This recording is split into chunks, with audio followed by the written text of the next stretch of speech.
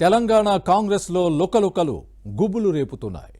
పార్టీలోకి వచ్చిన ఎమ్మెల్యేల నియోజకవర్గాలలో కొత్త తలనొప్పులు మొదలయ్యాయి. నేతల మధ్య విభేదాలు మరోసారి రచ్చకెక్కడం ఇప్పుడు హాట్ టాపిక్గా మారింది.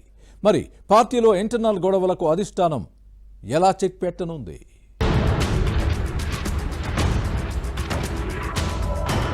తెలంగాణ కాంగ్రెస్ లో అంతర్గత గొడవలు తలనొప్పిగా మారాయి. అధికారంలోకి వచ్చిన తర్వాత ఈ సమస్య పార్టీని ముప్పు తిప్పలు పెడుతుంది. మరోవైపు రాష్ట్రాన్ని రైజింగ్ తెలంగాణగా నిలిపేందుకు సీఎం రేవంత్ రెడ్డి తీవ్రంగా శ్రమిస్తున్నారు. ఇలాంటి సమయంలో పలువురు నేతల తీరు పార్టీని ఇబ్బంది పెడుతుంది. వర్గాల మధ్య ఆధిపత్య పోరు, గ్రూప్ గొడవలు పెరిగిపోతున్నాయి. ఎన్నికల తర్వాత పార్టీలో చేరిన దానం నాగేందర్ ఈ మధ్య ప్రభుత్వ తీరును బహిరంగంగానే తప్పుపడుతున్నారు.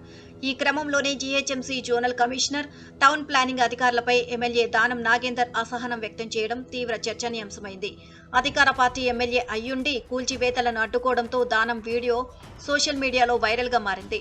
ఆపరేషన్ రోప్ లో భాగంగా చింతల్ బస్తీ ఏరియాలో అక్రమ నిర్మాణాలను జీహెచ్ఎంసీ అధికారులు, ట్రాఫిక్ పోలీసులు కలిసి క్లియర్ చేస్తున్న సమయంలో ఒక్కసారిగా దానం నాగేందర్ చేరుకున్నారు.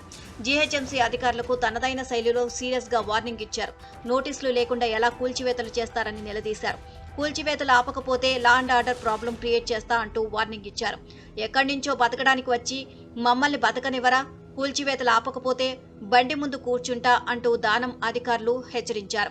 తనతో వస్తే 100 అక్రమ కట్టడాలు చూపిస్తా, ముందు అవి కూలగొట్టండి. సీఎం సిటీకి వచ్చిన తర్వాత మాట్లాడతా, 2 రోజులు కూల్చివేతలు ఆపండి అంటూ స్ట్రాంగ్ గా వార్నింగ్ ఇవ్వడం ఇప్పుడు సంచలనంగా మారింది. కూల్చివేతలు ఎక్కడైతే రోజువారీగా వ్యాపారం చేసుకునే వాళ్ళు, వాళ్ళ జీవన ఆధారం అదే. ఎక్కడైతే నిజంగా కంజెస్టెడ్ రోడ్స్ ఉంటాయో అక్కడ చేయమని ప్రభుత్వ పరంగా గానీ పైనుంచి ఆదేశాలు వస్తే అలా చేయాలి. కాకపోతే వాళ్లకు వీళ్ళు ఎక్కడ అనిపిస్తే అక్కడ మాత్రం అడ్డగోలుగా చేస్తున్నారు అనేది నా అభిప్రాయం. అందుకనే నేను ముఖ్యమంత్రి గారి దృష్టికి తీసుకెళ్తాను. కాబట్టి ఇది చేయొద్దని నేను చెప్తున్నాను. ఎందుకంటే దీనివల్ల ప్రభుత్వానికి చెడ్డ పేరు వస్తుంది.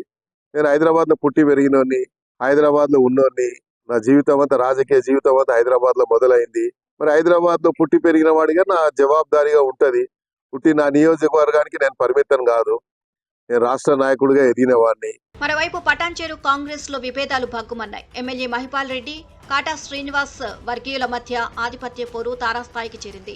మహిపాల్ రెడ్డికి వ్యతిరేకంగా కాటా శ్రీనివాస్ వర్గం చేపట్టిన ఆందోళన తీవ్ర ఉద్రిక్తతకు దారితీసింది.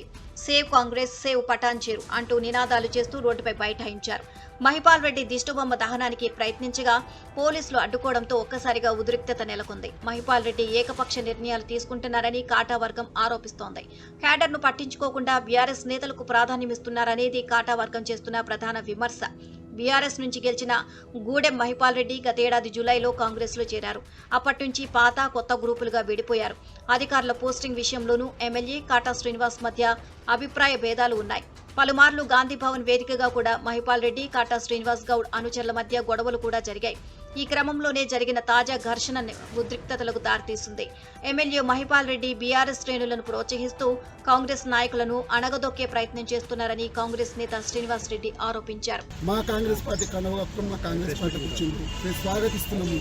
మా కాంగ్రెస్ పార్టీ కార్యకర్తలను దగ్గర పిలుచుకొని అన్ని కార్యక్రమాలు చేస్తే కాంగ్రెస్ పార్టీ ఏదైతే కార్యకర్తలు ఉన్నారో మిమ్మల్ని భుజాల మీద ఎత్తుకొని మేము తిరుగుతాం. కానీ మమ్మల్ని అణగదొక్కే ప్రయత్నం చేస్తే ఖచ్చితంగా మేము కూడా అణగదొక్కే ప్రయత్నం చేస్తాం. అటు కాటా శ్రీనివాస్ వర్గం ఆందోళనపై ఎమ్మెల్యే మహిపాల్ రెడ్డి తీవ్ర స్థాయిలో ధ్వజమెత్తారు. క్యాంపు కార్యాలయంపై దాడిని తీవ్రంగా ఖండించారు. కాటా శ్రీనివాస్ గౌడ్ దుర్మార్గుడని ఆరోపించిన ఎమ్మెల్యే జీవితంలో కాటా శ్రీనివాస్ గౌడ్ ఎమ్మెల్యేగా గెలవలేడని అన్నారు. 2 సార్లు నేను చీగొట్టిరు, నువ్వు పనికిరావు బిడ్డ, ఇంటికి పోమని తోలిచ్చిరు, అయినా నీకు బుద్ధి వస్తలేదు కాటా శ్రీనివాస్ గౌడ్.